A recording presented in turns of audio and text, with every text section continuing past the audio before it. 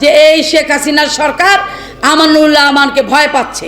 America বলেন, যুক্তরাজ্য বলেন, কানাডা বলেন, ইউরোপীয় ইউনিয়ন বলেন, নেদারল্যান্ড বলেন, অস্ট্রেলিয়া বলেন, সমস্ত জায়গা থেকে শেখ হাসিনার সরকারকে বিদায় সম্ভাষণ জানাচ্ছে। প্রিয় সাথী এবং বন্ধুরা, এমনি পরিস্থিতিতে আজকে আমরা যখন দেখি আমানুল্লাহ আমানকে বন্দি করা হয়েছে, কারণ তারা জানেন আমানুল্লাহ আমান শুধু একজন নেতা নয়, আমানুল্লাহ আমান একজন প্রতিষ্ঠান। যে আমানুল্লাহ আমান এখনো হুঙ্কার দিলে সাধারণ নেতা কর্মী এবং সাধারণ জনগণ রাজপথে নেমে আসে এবং একটি গণ অভ্যুত্থান রচনা করার মতো প্রস্তুতি গ্রহণ করে। সেই কারণে অত্যন্ত সুকৌশলে ঠিক আন্দোলনের শেষ পর্যায়ে এসে আমানুল্লাহ আমানকে সে গত 10 বছর আগের একটি মামলায় তাকে আবার কারাগারে নেওয়া হয়েছে। এই কথা বুঝতে কারো অসুবিধা হয় না যে এই শেখ হাসিনার সরকার আমানুল্লাহ আমানকে ভয় পাচ্ছে। সে কারণেই আজকে আমানুল্লাহ আমানকে আবার এই মামলায় নতুন করে ফাঁসিয়ে তাকে কারান্তরীণ করেছেন। প্রিয় সাথী এবং বন্ধুরা, আমানুল্লাহ আমান কারাগারে থাকলে আমরা কি হাতে চুরি পরে বসে থাকব?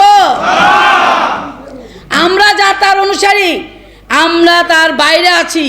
আমরা আমানুল্লাহ আমান সহ সকল নেতৃবৃন্দের মুক্তির দাবিতে এবং আমাদের নেত্রী আজকে আপনারা দেখছেন প্রতিদিন প্রতি মুহূর্তে খবর আসছে, আজকে উনি আইসিইউতে, আবার উনি কেবিনে।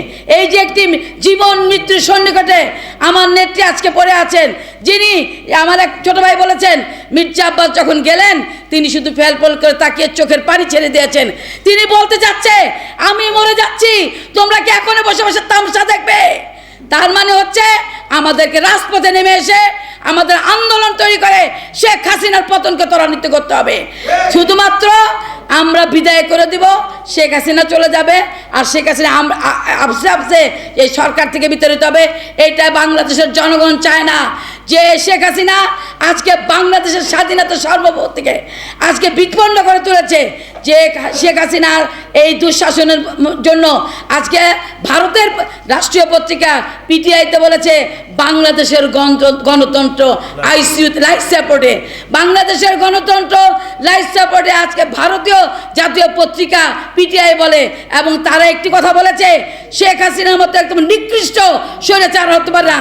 আজকে ভারত যেখানে শেখ হাসিনার থেকে মুখ ফিরিয়ে নিয়েছে, আজকে বাংলাদেশের জনগণ ঘরে বসে থাকতে হবে না, আমাদেরকেও তার সমুচিত জবাব দেওয়ার জন্য আমাদেরকেও রাজপথ দখল করার জন্য প্রস্তুতি গ্রহণ করতে হবে। শেখ হাসিনা আমেরিকার মাটিতে বলে যে আমি তো দেশের মানুষের জনগণের ভোটের অধিকার তৈরি করার জন্য আমি তো স্লোগান তৈরি করেছি, আমার ভোট আমি দিব, যাকে খুশি তাকে দিব। আমি বলতে চাই শেখ হাসিনা তুমি ওই স্লোগান তৈরি করো নয়, তুমি তৈরি করেছো আমার ভোট আমি দিব, তোমার ভোট আমি দিব, সবার ভোট আমি দিব, এই স্লোগান তুমি করেছো। তাই বলতে চাই আসুন এদেশের জনগণের ভোটের অধিকার প্রতিষ্ঠা করার জন্য, এদেশের গণমানুষের ভাতের অধিকার প্রতিষ্ঠা করার জন্য আমানুল্লাহ আমান সহ সকল রাজপথের মুক্তির দাবিতে এবং আমাদের নেত্রী সুচিকিৎসার জন্য বিদেশের প্রেরণের দাবিতে আমরা আরেকটি ধাক্কা দিয়ে শেখ হাসিনার পতনকে ত্বরান্বিত করে বাংলাদেশে স্বাধীনতার সূর্য আবার নতুন করে উদিত করি।